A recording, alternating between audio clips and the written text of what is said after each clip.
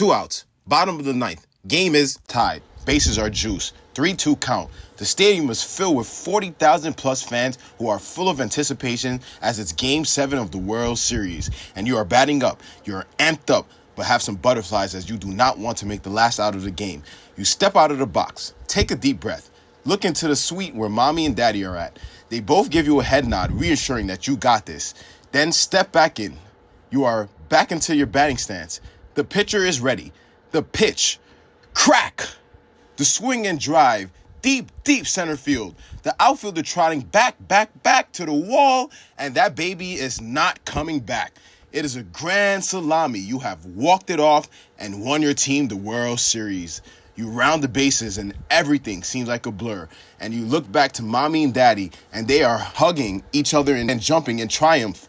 And as you get to home plate, you are mobbed by your teammates. Then plot twist. You wake up to find out that it was all a dream.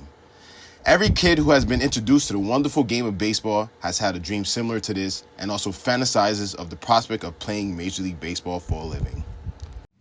On Friday, June 13th, 2025, this dream turned to reality for the Brooklyn native Christian Moore. He was called up by the Angels organization to play against the Baltimore Orioles. Him making his Major League debut was truly special for me personally because I got the opportunity to play with Christian Moore in the Brooklyn Bonnies organization and on a few other occasions.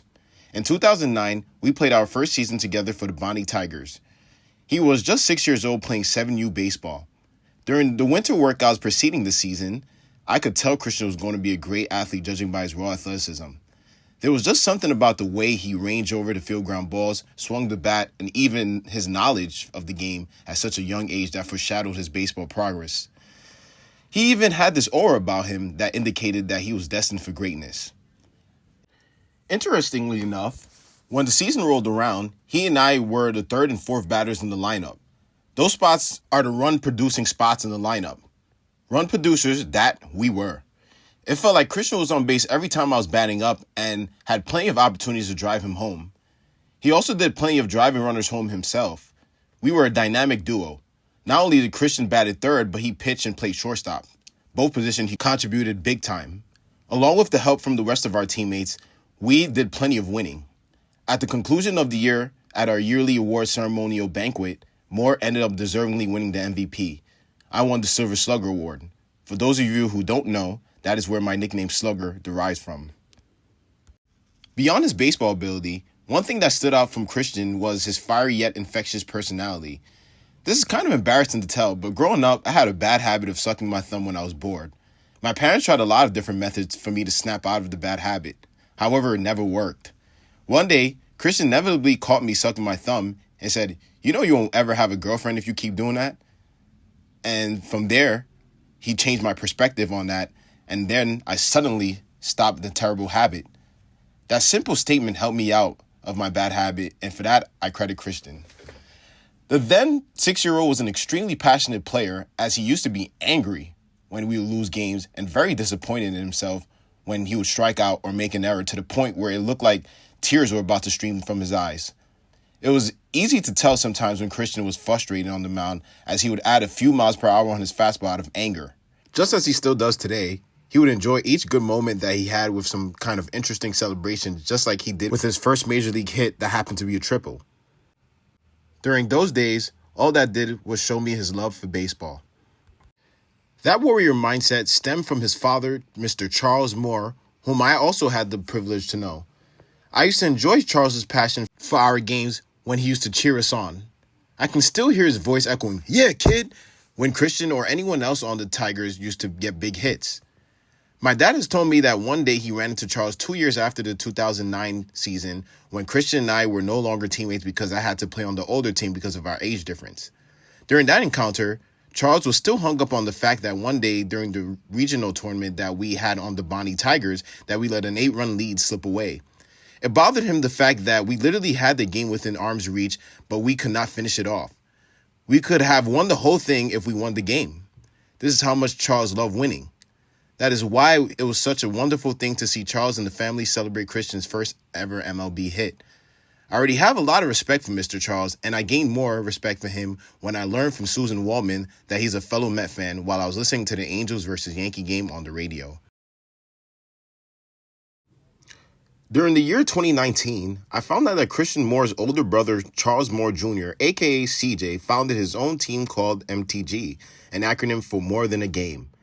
CJ has a profound baseball resume as he too played for the Bonnies, went on to play college baseball at Lamar University, a Division I program, and was eventually drafted by the Arizona Diamondbacks in the 13th round in the 2014 draft. Unfortunately, he never got the opportunity to play a game at the major league level. So he then shifted his focus to his younger brother in Christian to mold him into the player that he has become today. At the time, I was ecstatic about the opportunity to play for CJ. I remember my first game playing for MTG, I misjudged 2 fly balls in the outfield. I was expecting CJ to yell at me for those embarrassing moments, but he did not. Later after the game, he sent me a text message telling me to keep my head up because those things happen. He also informed me that I was one of the most athletic players on the team, so he had faith that if he had worked with me, I would become a formidable defensive player like he was back in his playing days. For whatever reason, CJ had to unfortunately discontinue the team. That was a bummer as I was looking forward to getting to pick his brain. The one takeaway that I do have from my transient time in playing for CJ is the value of hard work and to always hustle on the ball field. In 2021, right before Christian went off to play college ball for the University of Tennessee Volunteers, he briefly made a stop in New York to play summer baseball. Moore initially attended Baylor High School in Tennessee and finished high school at Suffield Academy in Connecticut. I was playing for a team called the Brooklyn Cougars, and Christian came down to play. I was stunned because I remember he went to school in Tennessee. I asked him what he was doing back in New York, and he informed me since he was around the area in Connecticut, he decided to come back to New York to play for a while. His name was surfacing for a while as a guy who could potentially get drafted by an MLB team as he attended the well-known Perfect Game showcase that only recruited some of the best players in the country. That's why I was sort of shocked to see him back. Christian, who had a lot more experience playing baseball around the country, almost served as an additional coach on the field. I was playing first base while he was playing third base. He was instructing me on where to play, judging by the swings of the players and the plays that we want to execute out there. I noticed that baseball really became his forte, and he was definitely suited to make a living out of it. He became one of the players who was ultra-aggressive on defense, which a player is taught to be. There was a play where there was a pop-up in foul territory, and I was hustling after it, and so was the pitcher, and there was Christian all the way from third base crashing in, attempting to catch it. It was to the point where all 3 of us were under it, and unfortunately, because of our miscommunication, neither one of us caught that ball. I remember Christian throwing his glove down in disappointment at the result of us not catching the ball. And all I thought to myself was, how the heck did Christian get here? This just shows that he is willing to do whatever it takes to make the plays. In 2022, as mentioned earlier, Moore went on to represent the Tennessee Volunteers in their prestigious Division I program. Chris is not a starter out of the gate, but remained persistent in his craft and eventually earned his way into the starting lineup. He went on to put up these incredible numbers: 212 hits and 328 at-bats, 61 long balls, including 33 of them in his junior year, 160 runs batted in, 22 stolen bases, and a slash line of 338, 447, and 697 in 3 years of college. He also had some of his most memorable games in his college career, including a game where he hit for the cycle against Florida State. Last year, his team went on to capture the national title. That was the perfect way to give your college career a farewell. During the 2024 MLB draft, Christian was selected 8th overall in the first round by the Los Angeles Angels. The right-hand masher picked up where he left off from college and went 2 for 4 with an extra base hit in his first game in Single A. The following day, he hit his first professional home run and was promoted to Double A after just 2 Single A games. There was a game during this time with the Rocket City Trash Pandas, the minor league affiliate of the Los Angeles Angels, that he hit 2 home runs, including a walk-off. Unlike his father, Christian was a Yankee fan growing up.